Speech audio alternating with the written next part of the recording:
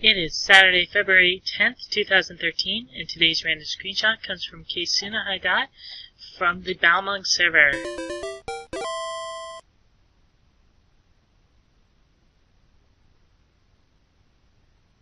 Good morning, Eorzea. Now Celestine here, and today we have some news from our community reps as well as a two-part theory and discussion regarding the fate of Eorzea post-Bahamut. But without further ado, let's move right on to the meat and potatoes of today's show. Let's start with some beta intel. Well, more like some confirmation. It was mentioned recently that we would be in Gridania for the Phase 1 and Phase 2 of the beta and have access to the classes within. However, it was pointed out recently in the screenshots on the developer's blog that there was at least one gladiator in the shots. So good news to all the tanks out there. The gladiator will be available in the first two phases of the beta through a special quest. Next up is regarding the minimap. We'll be able to use a toggle that will allow us to change it from either a fixed position with us moving around in the minimap, the traditional map that we've had up until this point, and the other option is a minimap that turns based on your line of sight. Well, not exactly for me. I could see it be beneficial to some players who prefer to look at the minimap as a perspective thing rather than as an actual kind of like a map. And lastly, some updates about the new binding system. Binded items are, of course, items that are bound to your character. Now, however, these will not be account-based, they will be individual character-based. So anything that's bind on equip will be bound to that specific character and not just your account. There is, however, one other thing we should mention about these. Any items that you could equip and remove to sell, even still, the moment you put a single point of spirit bond on those items, they will become permanently bound to your character. So, if you're looking to put some materia on an item, like 2 or 3 or even more, make sure you put those materia on first before you start using that item. Well, if you have any comments on that subject, please leave your comments below or go on to the Lodestone forums and give them some feedback on this. And now, let's move on to our special guest of the night. Please welcome Isilme Turuphant of the Bahamut server. Welcome to the show, Izzy. Thank you, Nell.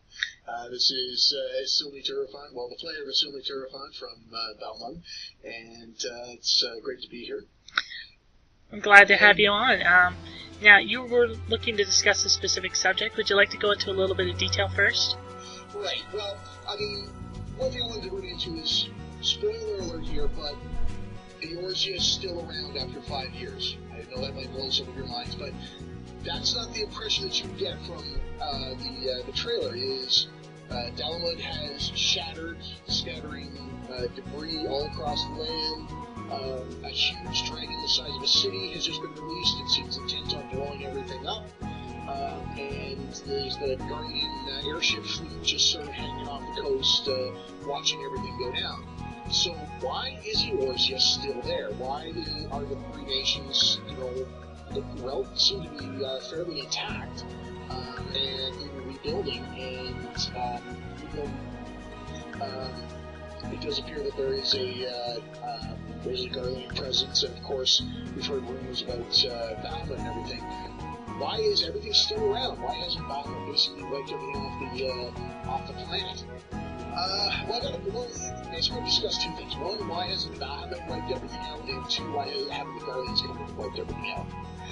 First off on Bahamut, this is all speculation and stuff, and this will be borne out once the beta comes out and we actually get to see some of the lore and see what's going on. But my suspicion is that Bahamut required a huge amount. Bahamut's a primate, and Bahamut required a huge amount of energy to escape from his prison, which he'd been there for a millennia.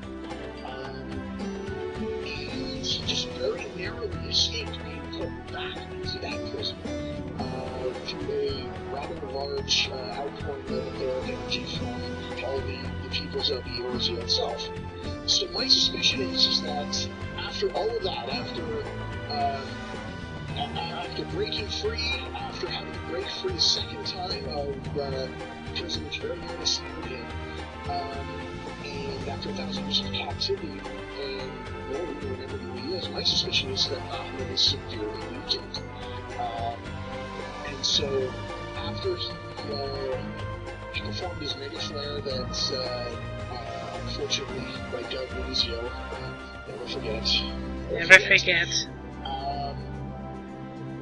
I believe he probably had to enter into a state of dormancy because he didn't have a companion beast tribe to gather etheric energy for him, like Ifrit or Garuda. And so it's not as easy for him to bounce back as those other ones. Also, he requires a lot more, being he's the size of a freaking moon.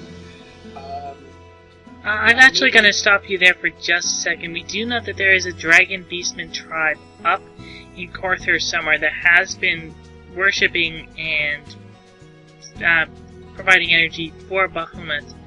I believe Midhog is their king, at least according to the lore information that we do have. Okay, then that would make sense, but I would still suspect it would take a long time for him to recover the kind of energy that he expended in the trailer.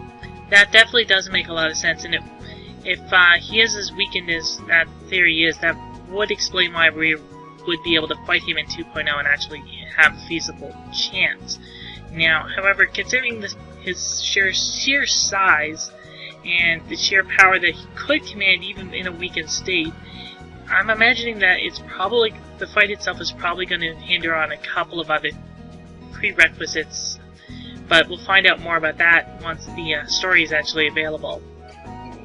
Well, for those who played Final Fantasy 11 and had the privilege of actually fighting Bahamut there, he was rather huge there as well. Nothing more near this scale, but I suspect that when we do fight Bahamut, he'll still be rather impressive when we do get into that fight.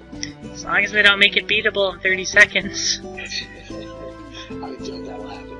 But one thing they will, that there's another question, is that the Guardians orchestrated this whole thing. Now, this was, of course, a plan by the Red Raven, who was going Sephiroth mode on us. And he had his own agenda, but the whole idea for them was to drop the download on us, to wipe out all the resistance, wipe out the beast, and basically pave the way to conquer the land.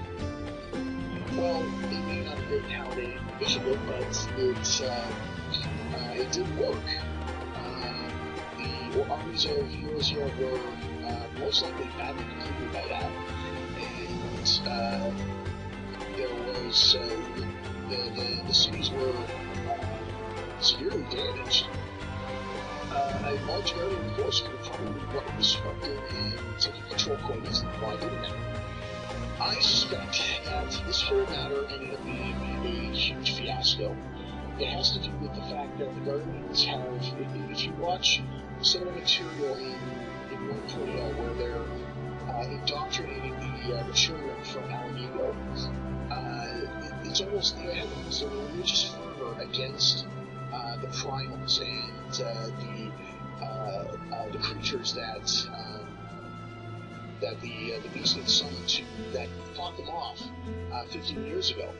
And to have it come to light that Garlemald essentially summoned the king of kings of all primals to Eorzea and unleashed it on Eorzea, and that one of their most respected generals was in fact serving this primal willingly and knowingly all along, I would imagine that would be quite a blow to the political structure, and that the Emperor would probably have to back off and clean his own house, because there would be some serious questions, because this whole plan was done with his full knowledge, so he either looks like he was complicit or that he was incompetent, but he didn't know what the White Raven was up to. Well, we do know that at some point after when he and Garrus, or Garrus, however you pronounced, Geis, is it? Yeah, the Black Hound of the Emperor. When the two of them had sort of a falling out, it was shortly after that he stopped relaying orders from the Emperor and started going on his own way. We do know that because it shows like a distinct difference in his speech, his mannerisms, and the Black Watchdog actually says that in one of the later cutscenes as well. My theory on that would probably be, it's not just the fact that he's cleaning house, as much as you have to look at that Bahamut probably also, like you said, there was an airship fleet right there ready to go. That means there's an airship fleet right there, which means they probably got badly decimated just as well from all that debris. It's quite possible. Look at they were at a safe distance. I mean, Bahamut had to know what was coming. He knew what Darkness was up to. So don't forget Limsa, Gridania, Ulda, they were all at safe distances. That's true, but that was Bahamut's specifically went after them because they were large settlements. There wasn't anything shown, but Mia could very well have taken out the airship, which of course leads to the enticing prospect that walking over the landscape and exploring, we might get a chance to see some downed Garlean airships scattering the landscape and get a chance to poke around with them a bit, which would be really cool. Well, that would be interesting, and maybe that's how eventually we might be able to get airship technology, because correct me if I'm wrong, viewers, but a while ago, I think they mentioned something about us being able to construct airships for free companies. So maybe this is something that they can use to build into that. Well, I can't see the Grand Company is just giving us an airship, so yeah, I imagine it would be quite a bit of work involved. I suspect it'll probably follow along the same thing that they mentioned about the residence crafting, where it would require a lot of materials and a lot of crafting from multiple disciplines to put together, and I imagine they just do that and take it to the nth, and I could almost see that they would almost have to add new crafts to the game before they could allow making of something like that, because that'd be quite an accomplishment in the game.